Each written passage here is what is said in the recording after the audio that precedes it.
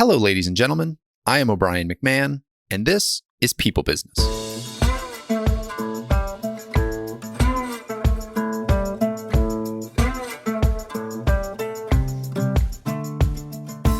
In this episode, I'm joined by Ann Latham, founder of Uncommon Clarity. Ann is an expert in strategic clarity and strategies for productivity, performance, and commitment. She works with clients in over 40 industries and has been featured in publications such as the New York Times, Bloomberg, and MSNBC. She's the author of The Power of Clarity, The Clarity Papers, Uncommon Meetings, and her most recent book, The Disconnect Principle. In this conversation, we go pretty deep into some of her books on clarity, talking about what it means to get clear and how gaining better clarity is actually the key to better productivity for us as individuals and as teams. We talk about the sort of fake pseudo clarity that we all have approaching the tasks that we take on and what it means to actually gain better clarity, get on the same page, and get organized around specific objectives.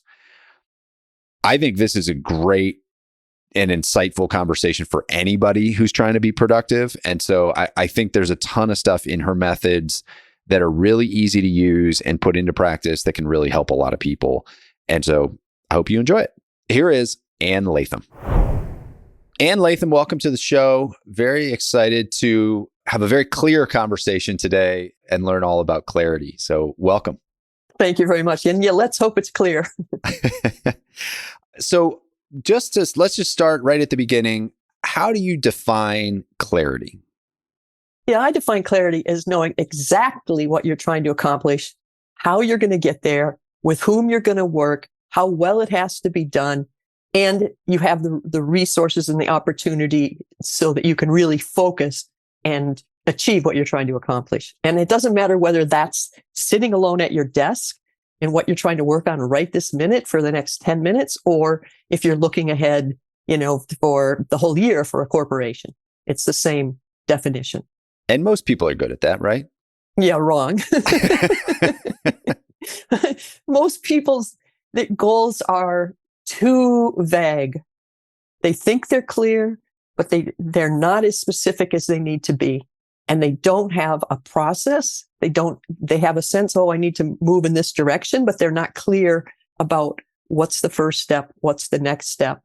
And I define process differently, I think, than a lot of people. A lot of people define process as a series of activities, the steps you need to take, whereas I define a process as a series of intermediate outcomes that add up to the final outcome.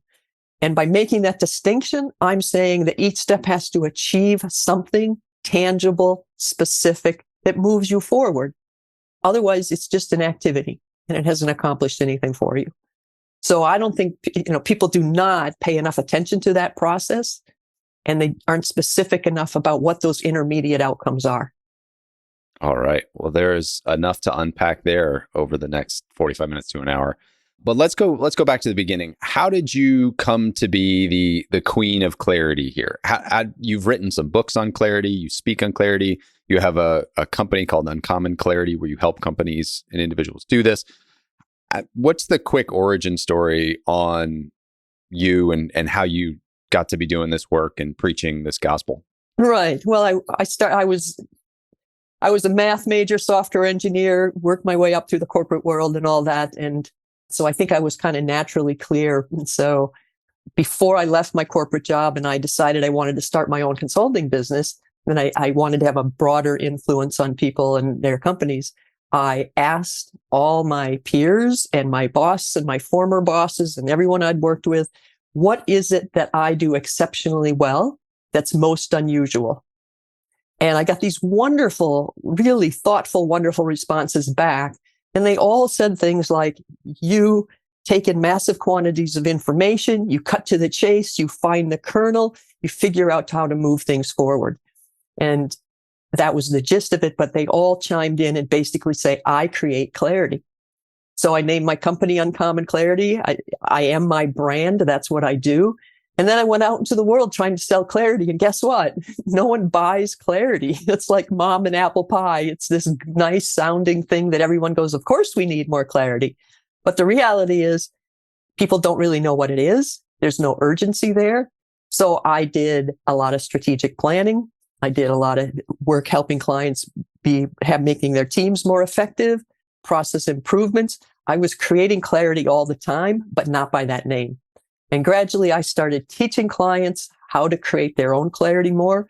And I was writing a lot. So all my writing, I've written well over 600 articles and 4 or 5 books. And the whole idea is teaching people how they can create clarity so they can be more efficient, more effective, more confident, more able to empower others to get things done. So I can see where that happens, where, it's like, I've had it happen before where you get really clear on something in your head and you see it everywhere then in the world, but not everybody else has gone down the path that you've gone down. And so, they don't recognize it as something that they need. You mentioned that people, I think you said at the beginning that people think we think we have clarity, but in reality, we really don't. What does vague clarity look like? Like if somebody was to say like, okay, help me understand then where I'm going wrong. Like what are the mistakes that people are making and what does vague clarity look like versus what does true clarity look like? Okay, excellent. I love this question. So let's go straight to meetings, a topic everyone loves.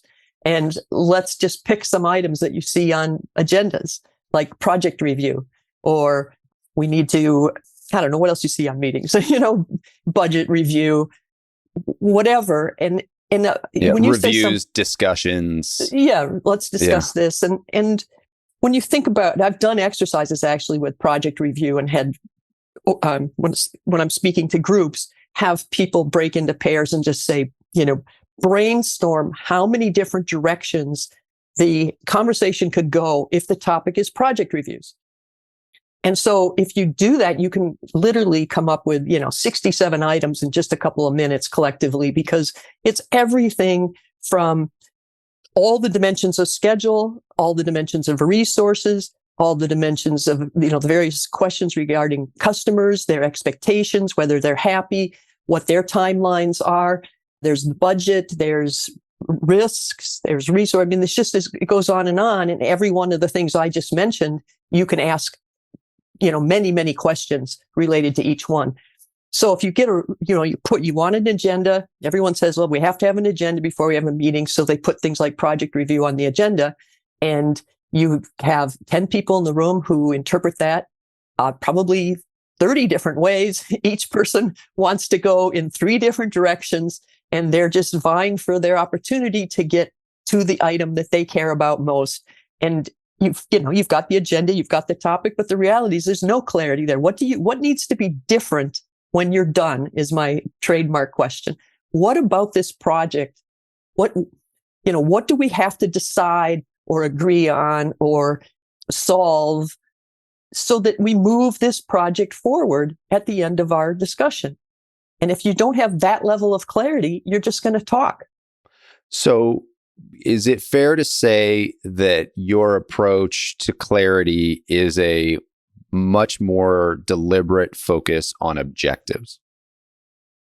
Yes, and objectives that are very specific. That's one piece of it. Okay, so being much more specific about what your objective is critical. And then that other piece is process clarity.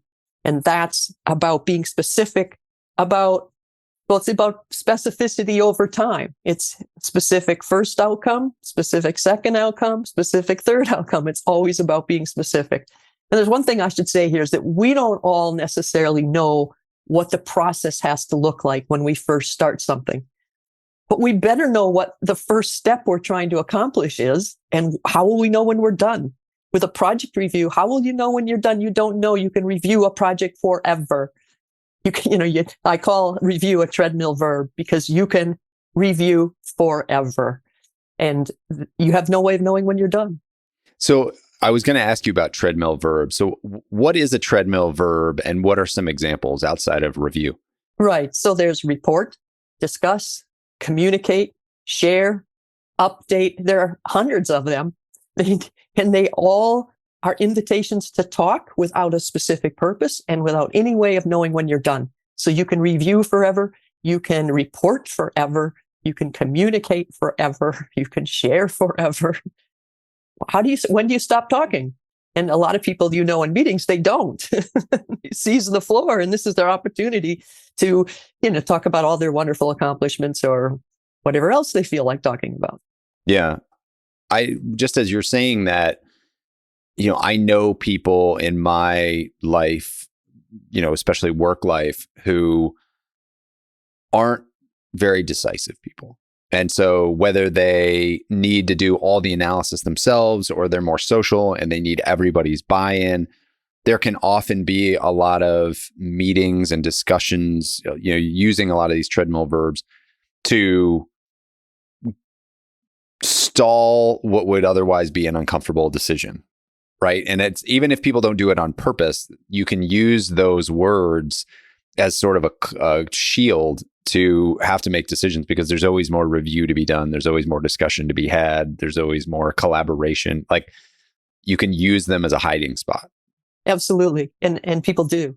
But we should talk about destination verbs because that's the solution. The flip side of treadmill verbs, of which there are many, is destination verbs. And the good news is there are only about 6, 6 or 8. I can tell you the other 2, but there's 6 that are really important. And a destination verb is a verb where when you're done. So the first one is decide. When you decide, once you've made a decision, you're done. You've got a decision. It's easy. The next one is plan. You make a plan. You've got your plan. You're done. It's not, although there are people who turn planning into treadmill verbs, they plan forever. But if you're specific, you can say, yes, we've got a plan. We're ready to move forward. The third one is resolving a problem. And once you've resolved the problem, you've figured out what your next step is, you're done. You can move on. The fourth one's a little different. It's a list.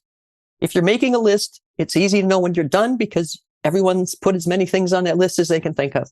But a list all by itself doesn't accomplish much, but a list is an input to the other 3. When you make a decision, you should have a list of decision criteria. You should have a list of options. You should have a list of risks. So even if you're not making a complete decision, a list is that step that unleashes next steps because you've accomplished something that's tangible and moves you forward. When you're planning, lists can be action items, resources, risks. There's several different kinds of lists that might help you plan.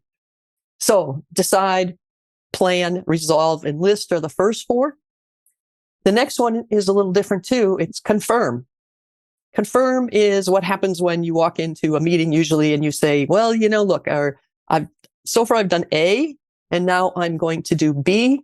Am I on the right track? You want to confirm that you're on the right track. And that's all you want as a yes or a no answer. And what happens, of course, usually when you walk into a meeting is that everybody, instead of just saying, yes, you're on the right track, they start telling you about the next, 4 steps ahead that you don't care about yet because you're not there yet. They start telling their war stories. They start telling what happened to them last time they did it. And so you get this earful of information that you're not ready to use. And all you want is, am I on the right track? Please say yes. Or, if the answer is no, let's take this offline and tell me what I'm missing. So number 6 is authorize. And it's like confirm, only this is about approval. This is, I've done this. Can we implement? Are we ready to go? Can we start? So those are the 6. And each one of those, not only is it easy to tell when you're done, they unleash next steps. Whereas a report, you never know when you're done, and it might never unleash next steps. It might not help you do anything next. What's the point? What did you accomplish? Destination verbs are the way to be specific and move things forward. And that's what should be on your agenda, not treadmill verbs. Do you have a recommended process pre-meeting to get everybody on the same page around what the purpose of those meetings are? And the reason I ask is because I could see if you really are disciplined with the approach that you're talking about, I could see the need for some meetings. If you're going to decide something, there might need to be some good, healthy debate and discussion in there so that you could be a long meeting before you decide. But you may go into something to decide and everybody's on the same page right off the bat. And so you don't need to waste a lot of time. So is there some process that you have for identifying whether there's clarity before you even go into a meeting? Yes. The absolute first step is for whoever's running the meeting or leading a part of the meeting. They need to be crystal clear in their head as to what must be different when we're done. What will be different? What will we walk away with that we don't have going in? So what decision, what plan, what problem resolution, what list? So that specificity is absolutely critical. If you're not sure what that is, then the first step of the meeting is to figure out what needs to be different when we're done. Don't just start talking about the topic at hand, because that'll just be a waste of time. But you brought up another interesting question, and you're talking about a decision process. And this is where process clarity comes in. When you're making a decision, if you pay more attention to process, you realize that, well, I'll just tell you that a good process starts with the decision criteria. What criteria? How will you know when you've made a good decision? What are the objectives? What are the constraints? What are the limitations? Those are your decision criteria. Step 2 is, what are the alternatives? What options do we have? What might we try? Step 3 is the risks. If we choose what seemed like the best alternative, what's the downside? What could go wrong? So if you use those steps, you will be able to make a decision. And like you said, you could spend a whole meeting on it. But if you separate it into steps, you might find out that, oh, guess what? I don't want the same people involved in all 3 of those steps. It doesn't make sense. The objectives, the decision criteria might be one group of people. They might be the executives. They might be the bosses, whatever. The alternatives, in terms of generating options, maybe you need technical people for that. And the risks, maybe you need more of the implementers for that. So once you break it down, you find out that you might need 3 smaller meetings. You might need to take things offline and work through what are these decision criteria first before you turn it over to a certain group. So breaking it down is and paying attention to that process clarity is huge for seeing to it that you unleash next steps, because each one of those steps lets you move forward and moves you towards a real decision. And that's your S.O.A.R decision-making method, correct? Yes. And I actually skipped step 1, the S.O.A.R. So objectives is the O, alternatives is the A, and risks is the R. And it's too bad I skipped S.O.A.R. That's the statement of the decision, because a lot of times the very first step is skipped, and that is deciding on what decision are we actually making here. And when we make decisions, oftentimes there's actually a series of cascading decisions relevant to that decision. So you might be trying to decide whether to buy a new car, and the next guy is trying to tell you what kind of car, helping you decide what kind of car, and someone else wants to help you decide whether to lease or rent. Lease or buy. Those are all different decisions, and there's a logical order to how you should make those decisions. But if you pay attention to what's the series of decisions and which one do we actually have to start on, you get everyone on the same page. This is the decision. Now here are the decision criteria. Now here are the alternatives. Now here are the risks. And you bring the right people in to help you with each one of those 4 steps. That resonates with me as a salesperson.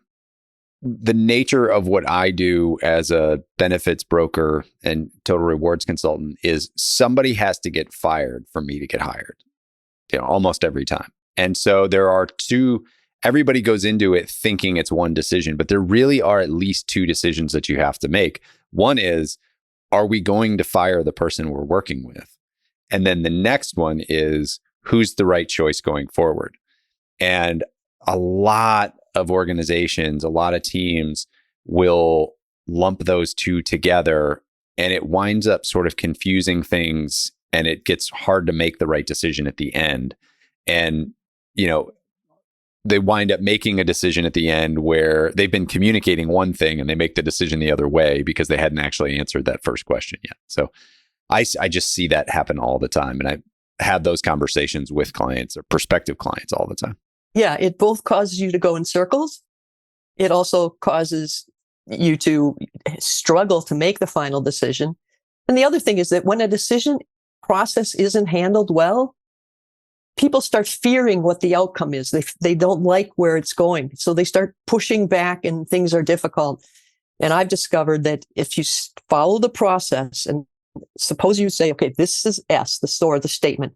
This is the decision we're making. Here are our decision criteria.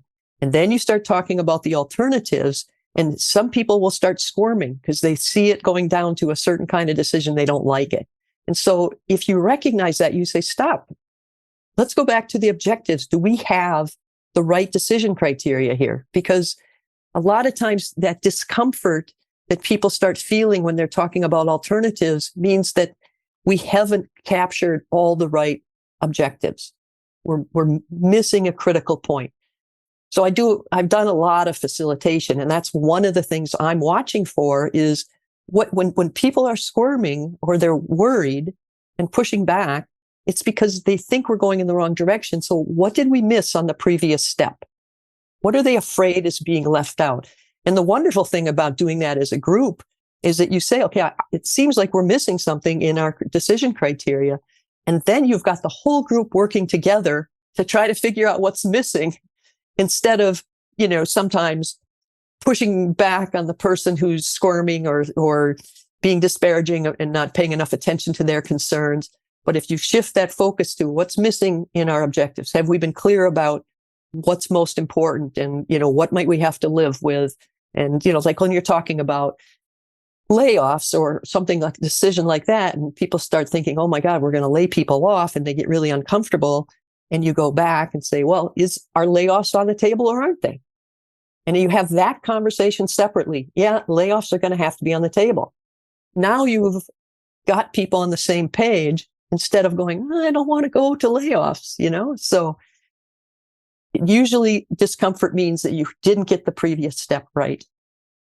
Yeah, that's so interesting to think about. Like if there's misalignment or people get uncomfortable, that you maybe jumped ahead in the decisions that you were making, that there was another decision that needed to come first to get everybody on the same page to then be able to make this decision. Like in your layoff case, like you start talking about layoffs. Well, the first decision is, are layoffs even on the table? Exactly. So let's back up. Are layoffs on the table or not? Let's gain clarity there. Yes, they are. Okay, now we can move forward and everybody's on the same page. You may not like that layoffs are happening, but we're all on the same page. We know we got to make this decision. We know we got to figure this out in this way. Yeah, and you can be agreed that layoffs should be the last choice. Keep it as trying to prevent it, but it's a possibility. But if you have people who say no way, then you're never going to come to agreement. So if you don't agree on objectives, you will never agree on alternatives. I love that. So I think this might be a good spot to talk about another term that you use, which is wandering in. So can you explain what wandering in is and how that relates to decision making? Yeah, wandering in is what we do all the time. It's what you do when you sit down at your desk and you have to write an article, so you just start writing. Or you need to dive into a project and you just start doing stuff. Or it could be as bad as you start making your to-do list for the day. And before you finish making the to-do list, you start doing one of the things on the list. You just start doing it, and so it's about not stopping and being crystal clear about, okay, what am I actually doing right now? What needs to be different 15 minutes from now, an hour from now, at lunchtime? If you're not clear about what needs to be different when I'm done for whatever interval or situation, you're wandering in. You're on a fishing expedition. So, and the meetings do that all the time. If they're not clear about what needs to be different when we're done, people just start talking and they'll talk around. And sometimes that talk is interesting. Sometimes it's got a lot of good ideas involved. Sometimes it seems to be on topic because, go back to the project review. There's a whole bunch of things that are on topic, but it doesn't mean you accomplish anything. So wandering in is a really bad habit. You need to stop and say, what needs to be different? 10 minutes from now, an hour from now, before the end of the day. Well, and as I was reading that, I was like kind of chuckling to myself and was like, yeah, no, guilty. I can think of a handful of examples just from the last month or week where I wandered into some problem. But as I was thinking about it, I also said, that process has led to positive outcomes, and we've all gotten things done by wandering in. So what's the real problem? And I think going back to what you just described before around the lack of clarity leading to some people being uncomfortable, some people pushing back on decisions. I think what we see in corporations a lot is when decisions get made and then they go to be implemented and the team that's implementing them doesn't give it their all or doesn't have buy-in or worse, actually talks bad about that decision and ignores it. So I think I like what you were saying before around going back, making sure you actually are asking the right questions in the right order, setting the right objectives, and then starting to work on the alternatives and coming up with the ideas of the brainstorm of the list or whatever, because now we're just all better aligned. So the outcome, you're more likely to get a better outcome working the full process. At least that's just me sort of interpreting your information and trying to make sense of it in my head. Well, wandering in when you're with a group of people, you hit on all kinds of, there's obviously the productivity problems, but there's also all the room for confusion, all the room for bad decisions. All kinds of things can go wrong, and they do all the time because we aren't intentional about what specifically are we trying to achieve and what's the next step to get there. So a lot of times, we survive, but we do it the hard way, and we cause a lot of controversy and we waste a lot of time. Yeah, there's a lot of cleanup that has to happen. Yeah, and when you wander in alone at your desk, the good news is no one is watching and realizing that you just spent an hour, checking email one more time, getting distracted by the internet, looking something up that you thought about earlier in the day. No one knows how much time you waste. But if you stop and think about it, if you sit down and you make your to-do lists and you don't go wandering off until you say, okay, what are the 3 things I'm going to accomplish today? And then when you start the first one, you say, I'm going to do this and nothing but this for the next hour or until I finish. And you're clear about what does that look like when I'm done? What will be different when I'm done? It makes it so much easier because you're not just, maybe I'll try this. It's like writing an article. If you say, okay, what's the point of this article? Answer that question first. And so what's the first point I have to convey? What's going to be different after someone's read the first paragraph? What's going to be different when they've read the 3rd paragraph? And as soon as you answer that question, it's really easy to write each of those paragraphs. So what does the start to your day look like? The first thing I do is pull out a very small piece of paper and I look at my previous notes about what needs to be done. And I go, okay, what's going to be different by the end of this day? And a lot of times I break it down. What are the 3 things? And I don't like having more than 3 on my list that absolutely have to be done today. And, I've got a bigger sheet that tells me all the things I need to worry about, but I put that aside and I have one 5x7 that I put down. These are the most important things that need to be done. I always keep another 5x7 off on the side of my desk. So when something pops into my head, it's just there to distract me. I can write it down. I need to deal with that later. But I want to be crystal clear about what do I absolutely have to do today by lunchtime, whatever the time interval is. Is that based on getting stuff done? The book, no. The book, no. Okay, because it seems similar. Is that your own method then that you've kind of created for yourself? That's my own method because my trademark question is what needs to be different when we're done? And I believe that level of specificity makes it so much easier. Say I'm sitting down and I've got a big project in front of me for a new client. If I just start kind of, maybe creating materials for them or trying to schedule meetings or something, I don't even know who to invite to those meetings yet. I don't know what materials they need. I need to step back and say, what really needs to be different by the end of this project? So then what do those, maybe we've got 2 weeks or 5 sessions or whatever the situation is. What needs to be different each time? What's that progression look like? How am I going to make this all happen? And it sounds like a lot of planning, but I need that level of specificity. Otherwise, I know I'm going to waste a lot of time wandering around and doing things that may not need to be done at all, and they won't be done as efficiently. So if I can be really specific about what do I need to do right now? What's the first step? What's the next step? And I can be much more efficient and much faster. So I would be curious what your tool looks like. And the reason I asked about getting stuff done is I read that book a couple years ago, and I've co-opted some of the method, but his whole thing was that your brain is a terrible place to store your to-do list. And so he has what he calls his inbox, which is a place that he just dumps anything that comes to his mind as something that needs to get done. And then at the end of the day or a few times a week, he goes through the inbox and sorts it all into the appropriate to-do lists.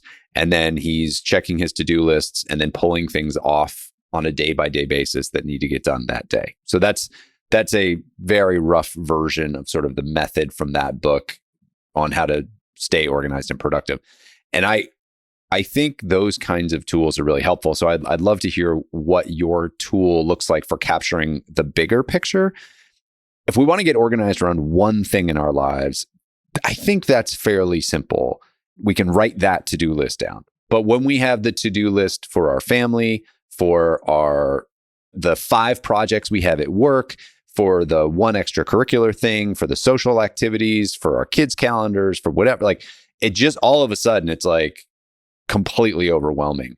And I think good, clear tools help people, and people are looking for that. I know I always am. So that's a long question just to say, what does your tool look like? Yeah, well, my main tool that's stuck with me for just ages now is an 8.5 by 11. And you just listed all the categories. So up at the top, I might say clients, underline that. And then the next category a little farther down might be that whatever big project I'm working on. And then there'll be another one, big, whatever those categories are. I have all of them on one page, and I will just have a couple of things under each one to kind of keep me clued in as to where I am. The details for each one of those are in a file. Just if something comes up involving this project or this client, I can just stick it in a file folder where all that stuff is. So when I'm working on that client or that project or that book, I pull out that folder and I just work on that. But this one page that helps me see the big picture is what keeps me from losing pieces. And that's essential. So I create that page once a week, sometimes more than once a week. Sometimes I start, adding notes to that, and it gets to be a mess, and I need to step back and say, okay, what's the big piece here? And then when I look at that, I can say, okay, this week has to be dedicated hugely to this, this, and this, and that's it. And then each day it's like, okay, what's going to be different before this hour's over so that I can get that stuff done. How much time does that take on a weekly or on a daily basis to keep organized? Not that much time. The biggest problem is when I get behind. When you get so far behind, you can't even clean out your stupid email inbox. It drives me nuts. So there are days when I have to say, okay, I need a cleanup day, or a half a day or a couple hours, whatever the situation may be. And I need to answer a whole bunch of email or clean out the email or get all the little, diddly stuff done. And there's always a category on my sheet that's basically just says administrative. And that's where I keep track of those things. And I try to do as little administrative stuff as possible, but you have to be able to feel like you're on top of things. So you've got to stop and clean things up here and there. I like what you said about getting far behind, because I'm a very, how do I want to say it? I'm a very unorganized mind. So I have to be a very organized person if I want to get a lot of things done. And it's funny because I have people say to me like, oh, you're so organized and process driven. And it's like, it is just a defense mechanism at this point. Yeah. But what I have found is that if you make the process too complicated, then you get behind faster And then you're more likely to just let it blow up and you get to a point where you have to scrap the whole thing and start over again. And that's not the productivity that you want. So I do think, to your point, there is an element where you need to be sifting through this stuff on a regular basis, but you also need to make it easy enough that you can keep up with it. And you got to find that balance for you, I think. Yeah, absolutely. And one of the things that you really have to do is be really brutal about saying no. I talk about my 5 overload options in the book, and there are actually only 6 ways to deal with too much to do. There's only 6 options. That's it. And the problem is we choose the one that is ineffective and ignore the 5 that are effective. And so Please go on. Yes. Okay. So the most important one is abandoning things. Number 1, you can abandon stuff. You can just say, okay, I'm just not going to do that. I'm not going to work with that. For me, I might say, I'm not going to take that project. I'm not going to work with that client, or I'm whatever, I'm not going to go there. I'm a fairly compulsive person. So it's easy. And I also think big. So it's really easy for me to put a lot of things on my list, and I have to just say, no, I'm just not going to do it. Okay. So the second option besides abandon is postpone. That just has to wait. It absolutely has to wait. The third is cut corners. And that's not cutting corners in a bad way, but it's doing the minimum, because we all tend to embellish or perfect things. And we need to say, no, let's just do what has to be done to make this work, and not anything more. What's the smallest way I can satisfy that requirement? And the fourth is to delegate or outsource. I'm not the right person to do this. I need to find someone else. And whether that is, like I say, outsource outside of your organization, or just give it to someone else who is going to be able to do this or has the time to do it, is a good thing. So the fifth one is a new method. And this has to be a radically new method. This has to be a new way of approaching one of your tasks. It's going to make a huge difference. This can't be a little incremental improvement. It can't be, and it certainly can't be, I'm just going to do it faster. You have to come up with something that gets the job done faster. So you can abandon, postpone, outsource, cut corners, and find a better method. Those all work. Those are legitimate choices. Number 6 is not deciding to do one of the 5. It's also known as wishful thinking, where you just say, no, I'm just going to get this all done because I'm going to work harder. I'm going to work longer. I'm going to be more focused, and somehow it's all going to happen. And the reality is we just get behind that way. So we have to be brutal about making our choices among those other 5 options, because those are the only options there are. And if you're not in position to make those choices because you've got a boss, you need to sit down with your boss and say, look, I can legitimately do these things. I know it. I believe it. I'm totally on board. I'm worried about these other things. What do you want me to abandon? What do you want me to postpone? What can we delegate? Where can we cut corners? And is there a better method? Is my method too slow? How else could I do this? And the boss, if you can't make the tough decisions, that's the boss's job. And I always tell people, if your boss won't make the tough decisions, you tell them, I will. I'm going to decide to postpone these things, and that's their job. I think that's such a great framework for people to remember and go back and reference when they are looking at all of their tasks to try to stay organized. And the abandon one too, it's funny, like not everything that makes it onto your to-do list necessarily needs to get done. And that you might be like, well, if I put it on my to-do list, it's something that I need to do. But I inevitably find that there's probably like a 20% random number, but there's some percentage of my to-do list that keeps getting pushed off. And I eventually just look at it and go, I don't need to do that. That really wasn't. Exactly. It was maybe an interesting idea, but it's not something I need to get done. And with all the other things going on in my life, I'm just going to scrap that and move on. I think another important point to make here is that if you have a to-do list you haven't shortened it to 3 things. So you have this to-do list that's too long. We often spend a ton of time rewriting, rejiggering, shuffling our to-do list or moving it from paper to electronic or from one electronic tool to another tool, as if rewriting this to-do list enough times is somehow going to make it shorter. A lot of times we break up tasks into smaller tasks so we can check them off faster. I think your to-do list should be very short, and it should include those things that are tangible outcomes, not activities, but just like my definition of, specific tangible outcomes that are steps in a process. That's what needs to be on your to-do list. I need to decide this. I need to create this. I need to plan this. I need to make this list, that kind of thing. That's, real low level detail, but that's how your 3 items for the day need to really have that level of detail almost to get anything done. Then another, I think, point to mention is that when we talk about excessively long to-do lists, we spend a lot of time prioritizing, saying, well, here, this is my number 1, number 2, number 3, most important things. So therefore, that's where I'm going to start. And then you've got all these lower priority things that are lurking, driving you nuts, and causing anxiety because there's so many of them. And I just want to point out that there's an enormous difference between postponing something and making it a lower level priority.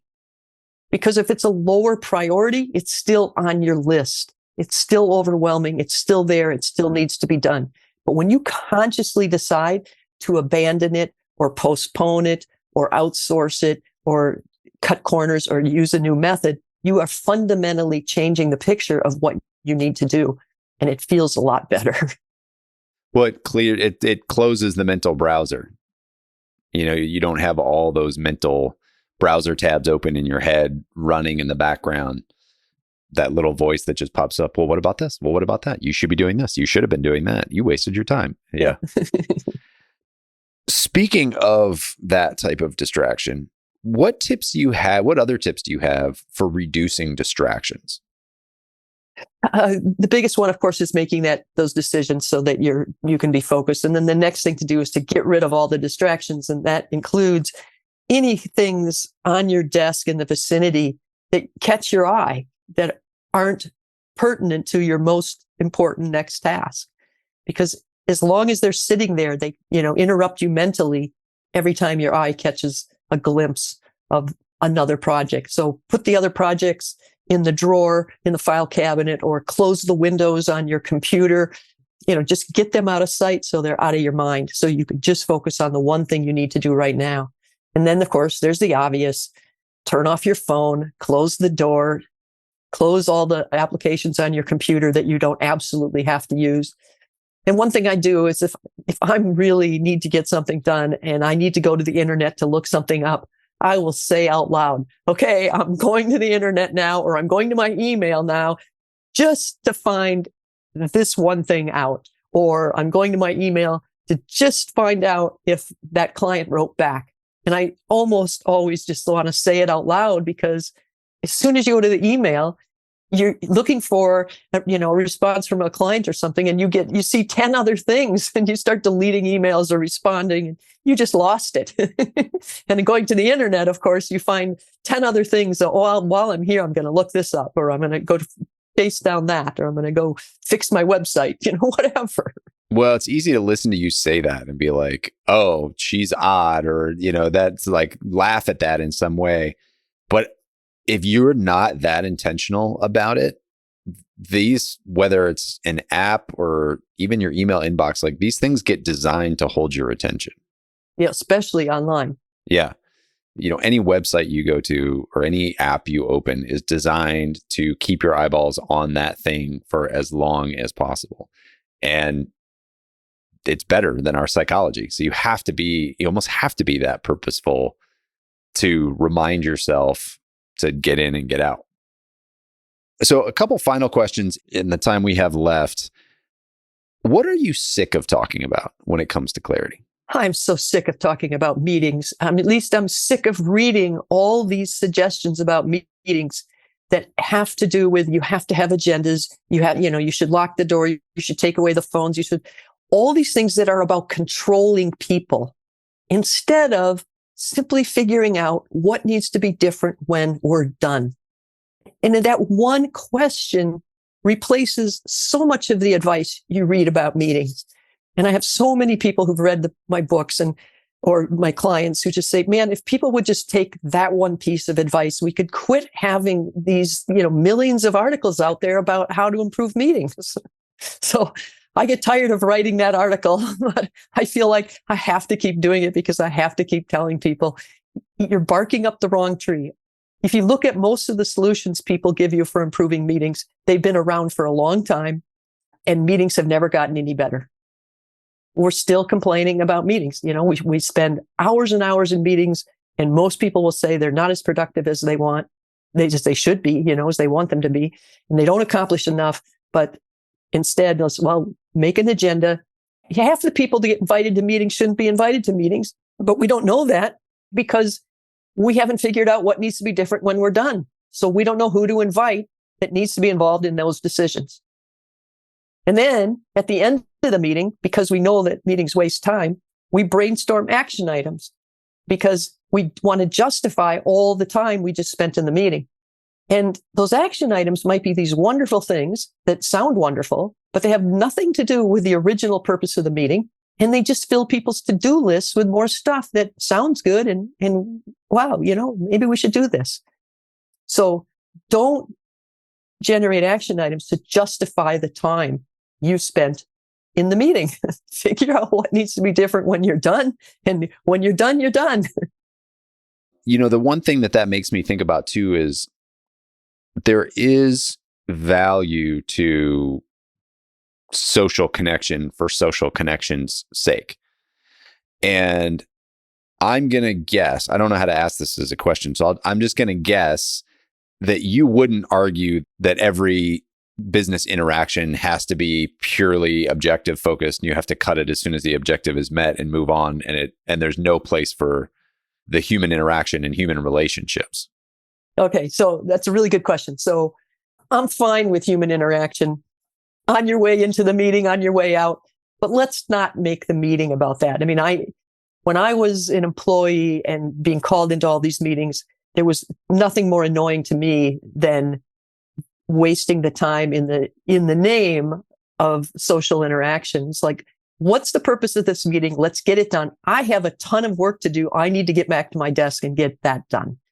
So when you're trying to get something done, be really specific about what the objective is, what the process is, and make it happen as quickly as possible. Then you can take time out and socialize, have fun, but don't mix the two in such a way that you just end up wasting time. I like that. I mean, you can be specific that, hey, we want to solve this problem, and then I want to check in with everybody on X, or then we'll go and have a social lunch about, and not worry for the next hour. And I think you can use your same S.O.A.R decision-making criteria, right? To define that problem or define that objective, I guess, is, hey, here's the objective for the next hour. We don't have an objective. We're just going to bond and connect. Yeah. And that's fine. Then I tell a story in the book about how when I was in college, I took the fall of my senior year off. I did an independent study and a bunch of other stuff, but I came back senior year spring and something had changed in me. I'm watching my friends and roommates and all procrastinating. And I'm going, why are you doing that? Figure out what you need to be doing. And what needs to be done and get it done, or go play Frisbee, go do something fun. Don't waste your precious time sort of pretending to work or distracting yourself or wandering in. Get it done or go play. Preserve your fun time that way.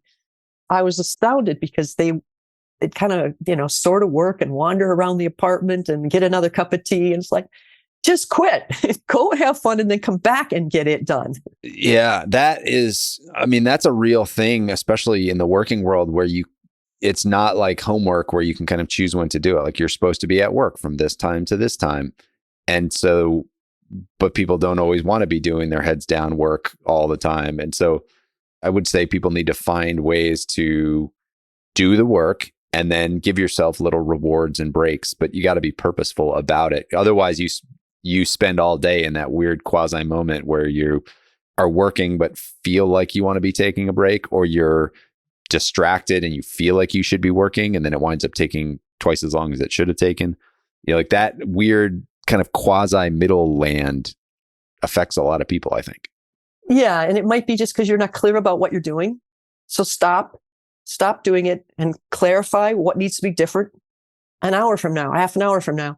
But when you get into those times when your energy's low or you're frustrated, then you should either, go take a walk or go do something completely different, or just switch to a different project for a while.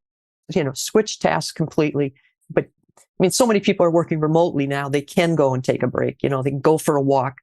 They can move around. And that's a positive thing, I think. But that's sitting around in that la-la land where you're not really accomplishing anything, but you're not having fun either. That's a terrible place to be. It is. And, we all get caught there. I've been caught there more than I would like to admit. But this is I like your tools as ways to combat that place. Well, Ann, this has been fantastic. There is a ton in here for people to use that I think is really tangible stuff. So I hope people will take notes. We'll start to implement this stuff. If they want to learn more about you or engage you to help their teams, where do they find you? Well, you can find me at annlatham.com, but I highly recommend you read the book, The Power of Clarity, because I poured everything I know about creating clarity. Almost. I just had a new book come out. This is stuff that didn't fit.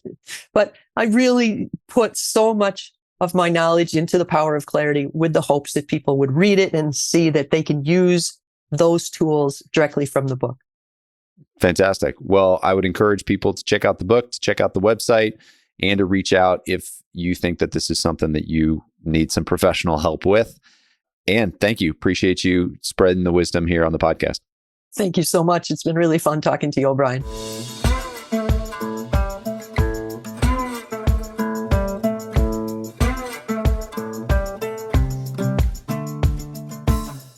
Hey folks, one last thing before you go. If you enjoyed the episode, make sure to hit subscribe so you can stay up to date with future guests. That's it. Thanks for coming. Go make the most of your business and the people in it.